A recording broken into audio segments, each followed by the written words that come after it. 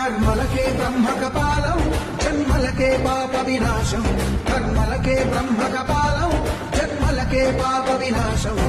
వ్యాసం ఇతిహాసం ఆ వ్యాసుడు ప్రవచించంగా ఖండం గణపతిదై కురు చరితము విరచించంగా యజుస్సామలు అథర్వ శాఖలుగా